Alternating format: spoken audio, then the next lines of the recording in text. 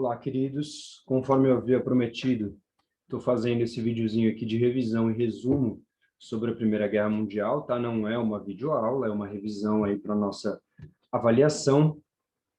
E, num primeiro momento, os slides eles vão ser um pouco mais abrangentes, né? Os slides que a gente usou em aula.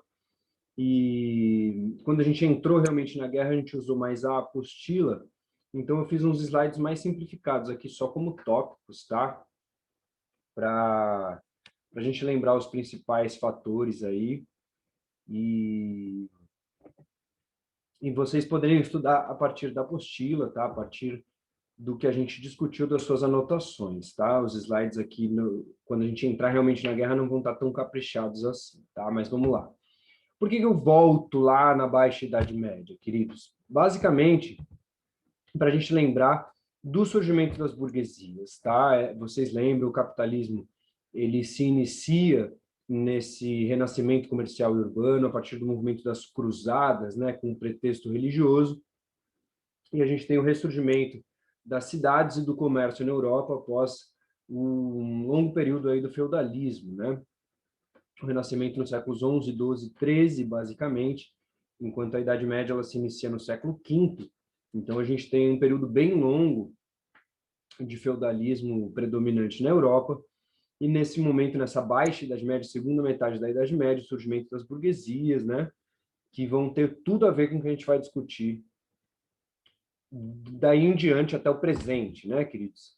Então, na Idade Moderna se estrutura uma nova relação de poderes, né? As burguesias basicamente financiam a centralização de poder na figura dos reis, mas que acaba concentrando excessivamente ao ponto da gente chamar de absolutismo, né? Vocês lembram, o rei, isso não significa que o rei tomava todas as decisões, mas que ele poderia interferir em qualquer coisa, né? Nas leis, nos impostos, na justiça, no exército, nas decisões de guerra, né?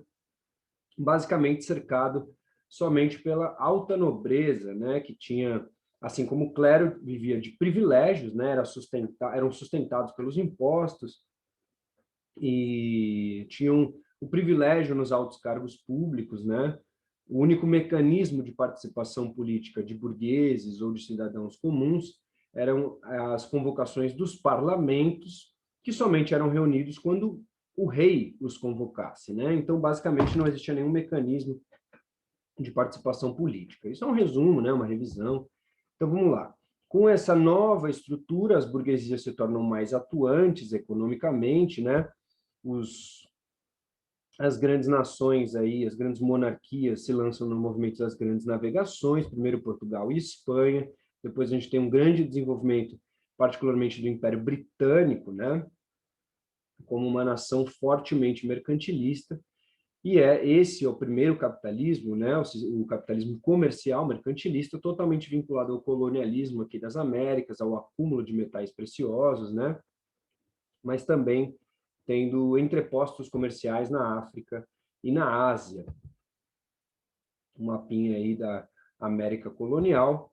E aí a gente chega no século XVIII, né, na primeira Revolução Industrial, que tem todo um cenário aí, que a gente já discutiu bastante, né, por um lado, estimulando as burguesias a um movimento próprio, uma ideologia própria, que já vinha do renascimento cultural, e dessa vez se estabelece, se concretiza em projetos políticos, né, em projetos de participação burguesa, uma reinvenção das funções do Estado.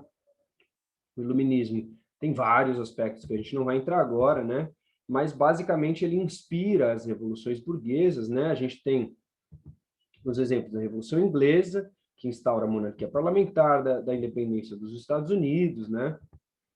E aí, já no século XVIII, né, já marcando o começo da Idade Contemporânea, a Revolução Francesa, que a gente discutiu bastante no ano passado, a expansão napoleônica, dando fim a várias monarquias na Europa, né, reconquistando, reformulando territórios, trocando os poderes, instaurando o seu Código Civil, numa linguagem burguesa. A gente sabe que, no fundo, do iluminismo, não foram implementadas todas as suas ideias, é óbvio que existiam diferenças entre os autores, etc., mas, em geral, as ideias mais progressistas, mais democráticas, não são aplicadas. Em geral, a gente pensa nessas revoluções burguesas como uma troca de privilégios, né? Se antes somente as nobrezas controlavam a política, agora somente as burguesias vão ter o controle político, né? O voto vai ser censitário, o favorecimento do Estado vai ser muito em função de uma nova camada privilegiada, que é a burguesia. Em geral, os princípios mais democráticos do iluminismo não são aplicados, né?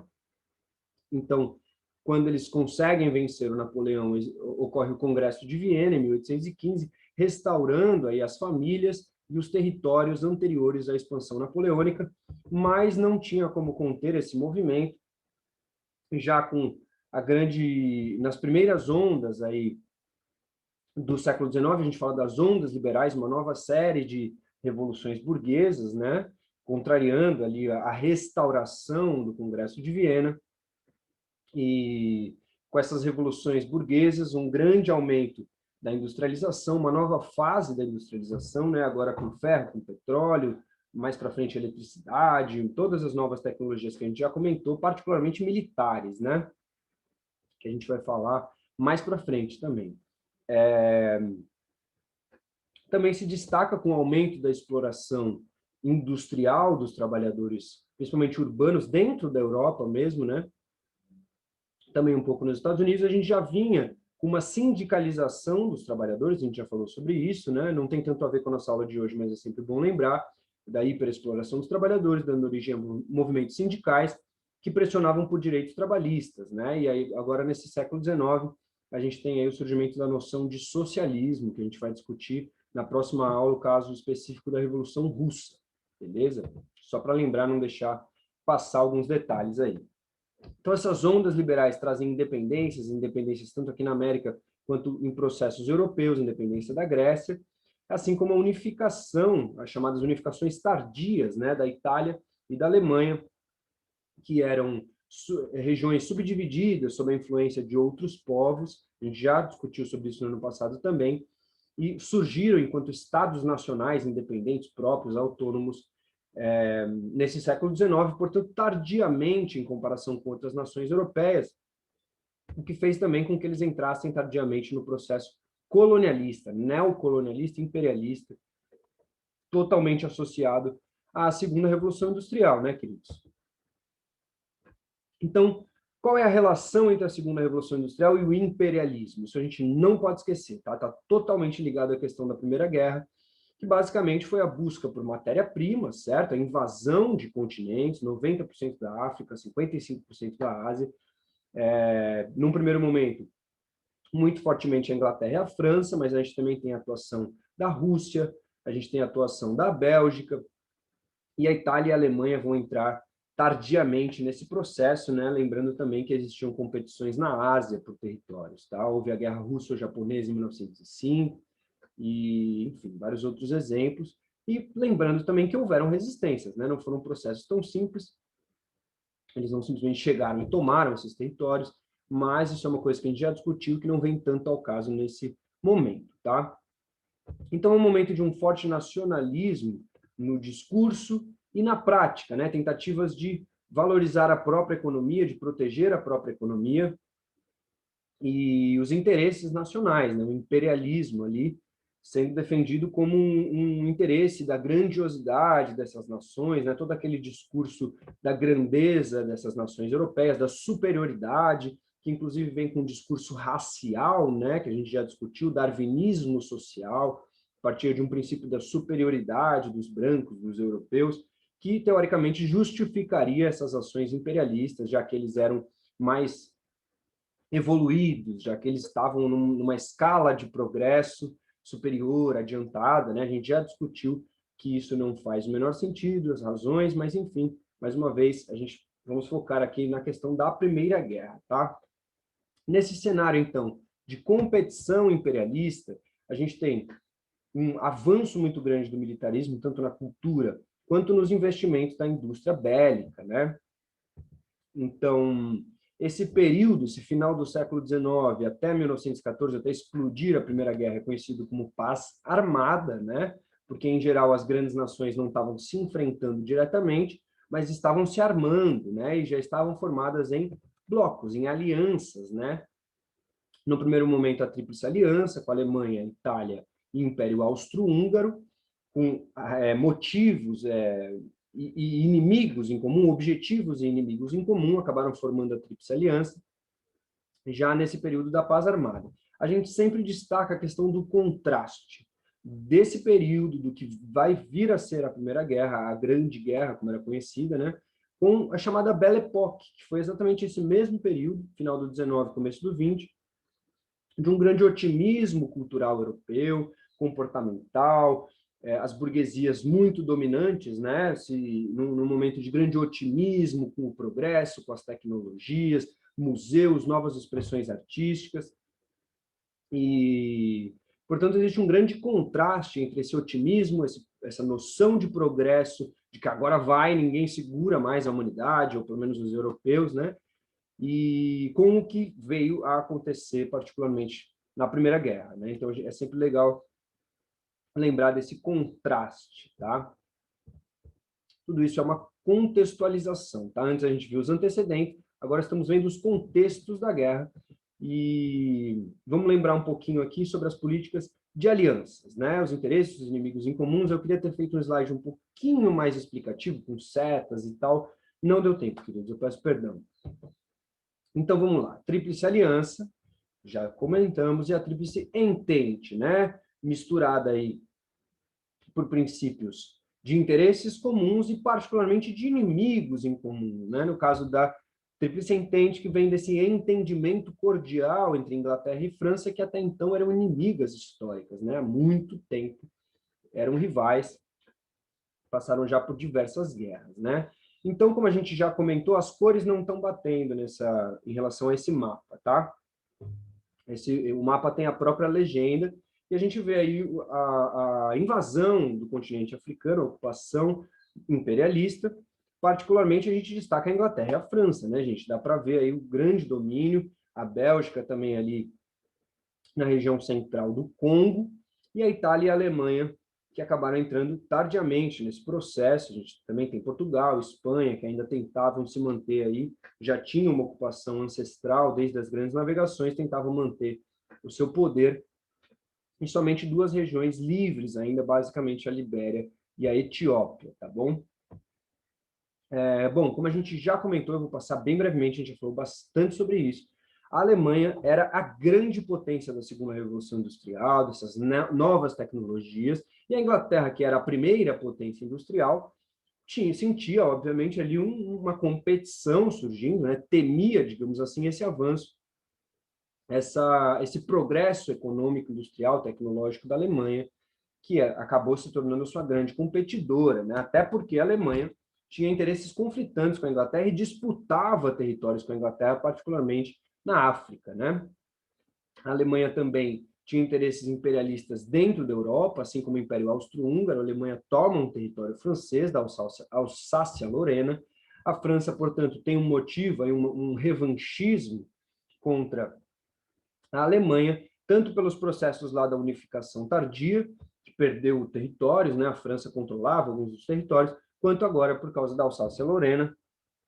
A Rússia, queridos, a gente já discutiu a importância da região dos Balcãs, né? Onde tinha Romênia, Sérvia, Bulgária, Albânia, Grécia, Bósnia, e o quanto que essa região, que era ocupada pelos eslavos, né? Povos de etnia eslava, foi um dos principais palcos de conflito, de tensão geopolítica nesse momento, né? Já que a Áustria-Hungria tinha interesse, já tinha anexado a Bósnia, e a Rússia, pela sua vez, tinha interesse de atravessar esses territórios para chegar até o mar Mediterrâneo, né? E, inclusive, estimulava os movimentos pan-eslavos, do nacionalismo eslavo nessa região dos Balcãs, na Península Balcânica, né? O Império Austro-Húngaro já tinha absorvido a Bósnia, e a Rússia, portanto, estimulando esse nacionalismo para confrontar esses interesses austro-húngaros na região. E também a gente destaca a Alemanha e o Império Turco-Otomano tinham um interesse na construção de uma ferrovia que também atravessaria ali pelos Balcãs, né? A Alemanha e a Áustria-Hungria meio que aliados naturais, ambos de origem germânica, né? São da mesma etnia, falam uma língua muito parecida, e também vem na Rússia um inimigo que os dois têm em comum, né? Tudo isso a gente já discutiu. Então, os interesses, os conflitos e os interesses são imperialistas, tanto dentro quanto fora da Europa, né? Particularmente na África. Já discutimos também que o estopim que explode o chamado efeito dominó das declarações de guerra, quando o imperador austro-húngaro, Franz Ferdinand, passeia na Bósnia anexada pelo seu império, dando tchauzinho para a população, em um carro sem teto, né? E acabam sendo assassinados por nacionalistas sérvios, né? Particularmente o Gravilo Príncipe, que atirou nos dois. Já comentei com vocês que não foi um movimento organizado, foi uma coisa de um movimento rebelde de jovens, sem liderança, sem... Não foi exatamente uma lógica de uma espionagem de um Estado, né? Foi realmente um movimento rebelde ali, pan-eslavo, contrário ao imperialismo austro-húngaro na região dos Balcãs, né? Então, isso faz com que o Império Austro-Húngaro declare guerra à Sérvia, né? Gerando um efeito dominó. A Rússia já temia esse avanço do Império Austro-Húngaro sobre a região dos Balcãs, e com a declaração de guerra austro-húngara, a Rússia diz que vai apoiar a Sérvia, declara guerra ao Império Austro-Húngaro, a Alemanha, aliada dos austro-húngaros, declara guerra à Sérvia, Inglaterra e a França declaram guerra à Alemanha por todos aqueles conflitos de interesse que a gente já tinha discutido. Agora, dentro desse contexto, com esse pretexto da morte do Franz Ferdinand, ficou muito claro que esses interesses imperialistas seriam postos em prática, né? Então, a Rússia reage, e aí temos esse efeito dominó, em que os dois blocos oficialmente se declaram guerra, né? Num primeiro momento, a gente tem os blocos clássicos, né? E aqui eu estou marcando para vocês a entrada de outros povos em cada um dos blocos, né? A Entente teve muito mais aliados no final das contas, a gente destaca os Estados Unidos, vamos comentar mais tarde. A Itália muda de lado, a gente já falou sobre isso, né? A Itália não, ela tinha rivalidades com o Império Austro-Húngaro, já mesmo formando a Tríplice Aliança, ela tinha mais interesses em comum e rivalidades em comum com a Alemanha. Ela não se dava bem, digamos assim, com o Império Austro-Húngaro, e a Inglaterra e a França basicamente prometem para a Itália que se ela não participasse da guerra, ela acaba participando, né? Mas mesmo se ela se declarasse neutra, eles já prometeram para ela os territórios alemães após o fim da guerra. E como a gente já teve essa aula, uma revisão, vou dar um spoiler, né, que já foi dito, então não é, de que a Itália não recebe essas terras prometidas, tá? Isso explica bastante os fenômenos do pós-guerra, do entre-guerras, inclusive da Segunda Guerra, né? Então, vamos lá. A Bulgária, que já tinha sido absorvida, faz parte da Tríplice Aliança. Montenegro é invadida, a Bélgica vai ser o caminho alemão para chegar até a França. Então, a gente tem aí, com o desenrolar da guerra, outros povos, né, se juntando a determinados blocos. Tá? Num primeiro momento, a gente já comentou, aqui é que a gente entra num slide mais simplificado, tá? Só com tópicos. E, no primeiro momento, a gente entra na chamada Guerra de Movimento, a primeira fase da Guerra Mundial, onde essas nações imperialistas acreditavam que iam fazer os seus movimentos em direção às regiões que lhes interessavam, e que a guerra seria rápida, né? Eles iam executar esses planos de domínio territorial, mas ficou provado que não seria tão fácil assim, né? A gente tem uma resistência civil, as populações dos territórios invadidos contribuem com a resistência contra os exércitos invasores, além da chegada das tropas aliadas, né? Até porque a gente destaca, tem diversos conflitos na Primeira Guerra em diversas regiões, a gente está destacando aqui o conflito particularmente ali da região invadida pela Alemanha na França, tá? Então, a gente veio o chamado Plano Schlieffen, não sei se é exatamente essa a pronúncia, em que a Alemanha se move em direção aos territórios franceses. Mas, mais uma vez, como a gente já comentou, com as características de armamento que existia na época, essa guerra acaba se tornando imobilizada, uma guerra de movimento que se torna uma guerra quase imóvel, né? Com o fenômeno da guerra de trincheiras. Já descrevemos o tipo de tecnologia que existia na época, foi um perde-ganha de territórios, uma correria de ganhar e perder trincheiras, meio que sem sair muito do lugar, né? Você ganhava jardas, perdia jardas, ganhava trincheiras, perdia trincheiras, e a guerra foi se estendendo, estendendo, estendendo. Ela dura até 1918, com essa característica, basicamente, das guerras de trincheiras, com os tipos de armamentos que eram todos novos, né? As metralhadoras, os canhões, os tanques de guerra são usados pela primeira vez em 1916, os submarinos, né? Particularmente submarinos alemães, têm grande relevância, e além das armas químicas, né? O gás mostarda, por exemplo, já discutimos que era lançado nas trincheiras, que cegava, podia matar, e, enfim, como a gente já comentou, é um dos momentos mais traumáticos da história da humanidade, pensando aí particularmente em quem viveu esses momentos, né, muitas mortes, e, enfim, eu não preciso descrever novamente, se vocês quiserem procurar, tem bastante imagens no YouTube, né? Vocês podem encontrar imagens das batalhas, é um cenário que a gente descreveu bastante já em sala de aula, nas nossas aulas. Não vale a pena eu ficar relembrando vocês aqui do horror da guerra, né? E não só para quem viveu, né, queridos? A gente discutiu essa questão da chamada geração perdida, porque quem ficou em casa, quem não foi para a guerra, embora tenha sido convocado cada vez mais gente, né, com a quantidade de mortes, a quantidade de feridos, a convocação foi constante para novos homens se juntarem à guerra, ou mulheres, né, como enfermeiras. E então, para quem ficou em casa, né? Por que isso foi tão caótico assim? Porque, obviamente, se trata de uma grave crise econômica desencadeada pela guerra, muito gasto, né, com a guerra, muita perda de recursos com a guerra, muito investimento na indústria bélica, né? Basicamente as outras indústrias praticamente param, né? Não tem como, e a fome também, né, queridos? Essa galera que fica nos territórios, que não vai para a guerra, fica trabalhando, sendo hiperexplorado no trabalho, como já era uma característica das indústrias da época, já discutimos bastante sobre isso também, e grande parte da produção agrícola ia para os esforços de guerra, portanto, quem ficou, quem não foi para a guerra também sofreu muito, né? Isso é importante de lembrar, mais uma vez, eu não vou descrever aqui o caos, o horror da guerra, do fenômeno da guerra de trincheiras, porque a gente já comentou bastante sobre isso.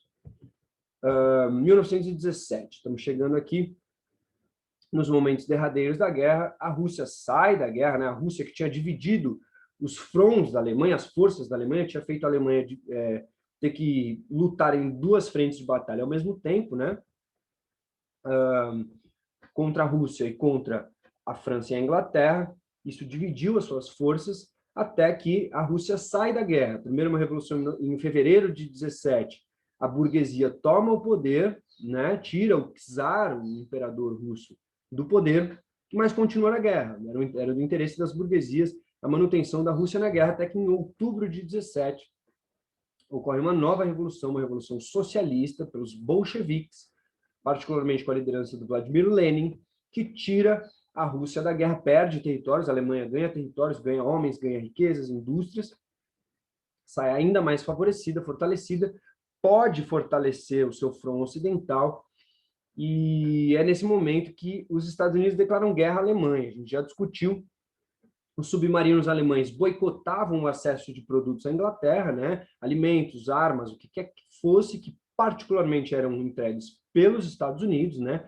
Que lucraram muito com esse processo, né? Se industrializaram mais, se industrializaram belicamente, venderam muito alimento, né, para as nações em guerra na Europa. Lembrando, a economia europeia estava se autodestruindo, os Estados Unidos vão crescendo em consequência dessa destruição europeia e da demanda europeia por alimentos, por armas, etc. Né? Então, quando a Alemanha fica destruindo navios mercantis norte-americanos que chegavam à Inglaterra, os Estados Unidos acabam declarando guerra à Alemanha.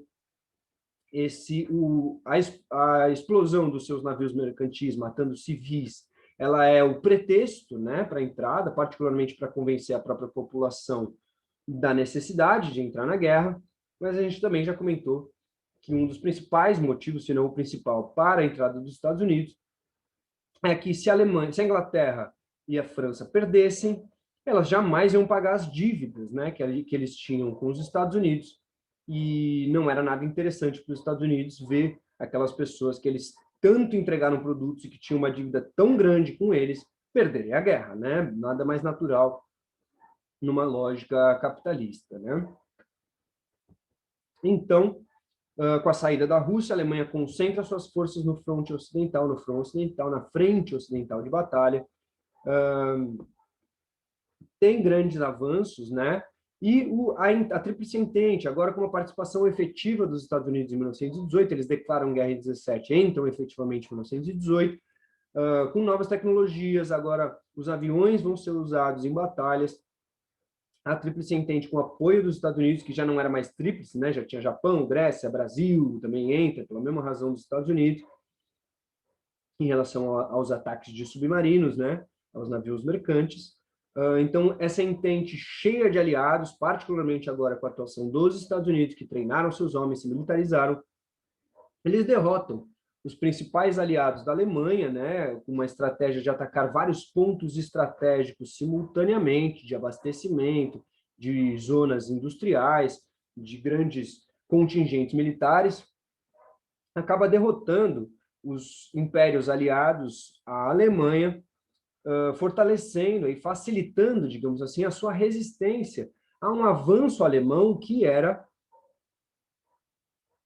imparável, digamos assim, né? A Alemanha, como a grande potência industrial da Segunda Revolução, ela estava vencendo a guerra, digamos assim, particularmente nesse front ocidental, né? Faz seu último esforço de batalha sobre a França, ganha muitos territórios, tá? E a Alemanha acaba ficando prejudicada pelo fato de não ter mais aliados, né? E o fato dos Estados Unidos terem entrado do lado da Tríplice Entente, trazendo muitos homens, muito equipamento militar.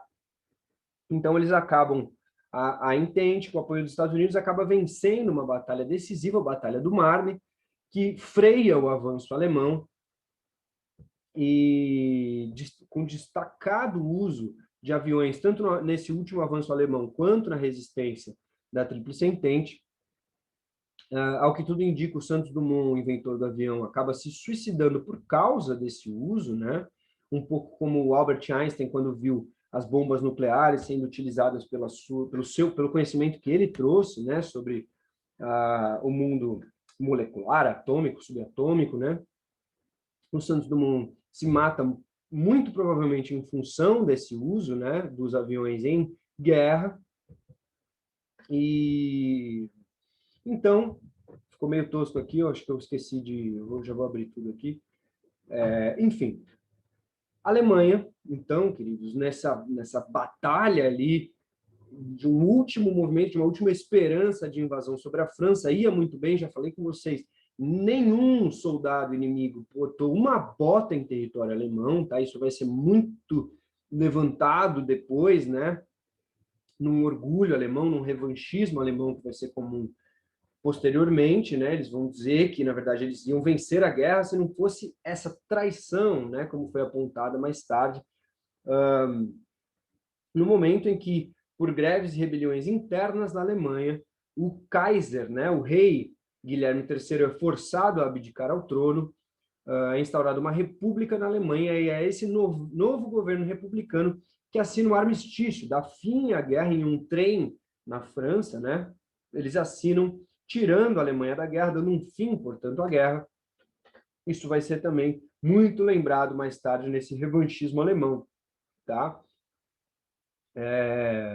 Então, a Alemanha não perde exatamente no campo de batalha, tá? Eles, agora, de fato, a situação era mais complicada com o apoio norte-americano, mas eles saem da guerra particularmente pela instauração de um novo governo que assina o armistício, beleza? Em 1919, a Alemanha é forçada a assinar o Tratado de Versalhes, onde os termos são inegociáveis e eles devem se desmilitarizar, isso aí está na apostila, a gente já comentou, se desmilitarizar, ou seja, tanto do ponto de vista de material bélico, eles teriam que entregar essas armas para os inimigos, eles preferem destruí-las, eles não poderiam ter mais de 100 mil homens no seu exército, e a gente vai ver quando eles vão desrespeitar esses termos, né, mais para frente. Eles sofrem pesadíssimas indenizações, tanto em dinheiro quanto em carvão que eles deveriam entregar à França. Tá? Eles são acusados de ser os causadores da guerra e, portanto, teriam que pagar os custos da guerra de acordo com o Tratado de Versalhes. Tá? Isso é muito significativo porque a gente vai estudar do entre-guerras da Segunda Guerra Mundial. Tá? Então, como eu brinquei em aula, asterisco, holofotes, marca-texto, negrito, né, no Tratado de Versalhes, particularmente mais para frente, tá? Vai ser fundamental. E também perdem territórios, todos os seus territórios coloniais, e também territórios dentro da Europa, tá? A gente vê aqui uma grande reestruturação geográfica do continente europeu, né? A Alemanha perde território, surge a Polônia, a região dos Balcãs, o Império Austro-Húngaro se dissolve, né? A gente comenta aqui, o Império Russo já tinha caído com a Revolução Bolchevique, o Império Turco-Otomano é destruído pela guerra, o Império Austro-Húngaro é dissolvido pela guerra, o Império Alemão é dissolvido com a abdicação do Kaiser Guilherme III. Então surgem novos países, né, como a Tchecoslováquia, reunindo aí algumas das nações dos Balcãs. A Áustria e a Hungria se separam, surge a Iugoslávia, surge a Polônia, e no leste europeu, aqui territórios que antes faziam parte do Império Russo também nascem, digamos assim, né? Lituânia, Letônia, Estônia, Finlândia. Então, uma grande reconfiguração territorial dentro do continente europeu, isso é uma das importantes consequências da guerra, tá? E para finalizar, queridos, a gente destaca a criação da Liga das Nações, né, uma espécie de órgão internacional semelhante ao que veio a ser a ONU depois do final da Segunda Guerra. Por quê? Para tentar resolver pacificamente, diplomaticamente, os conflitos que surgissem dali em diante, né? Tentar reorganizar ali esses conflitos de interesses geopolíticos. Mais uma vez, a gente destaca o crescimento dos Estados Unidos em função da guerra, particularmente pela destruição da economia europeia, da grande dívida que os países europeus vão ter em relação aos Estados Unidos, e, portanto, dessa industrialização, desse crescimento que os Estados Unidos conseguem, né, e acabam tendo em função da destruição econômica europeia. A gente vai ter uma ascensão muito forte do radicalismo em sociedades europeias, tá? Uma desvalorização, uma desmoralização da democracia, do liberalismo, tá? A gente vai discutir o quanto a chamada crise de 29 vai contribuir ainda mais para esse radicalismo, ainda vamos chegar lá, tá? Mas já vão preparando aí para entender esse cenário. Um grande revanchismo alemão, tá?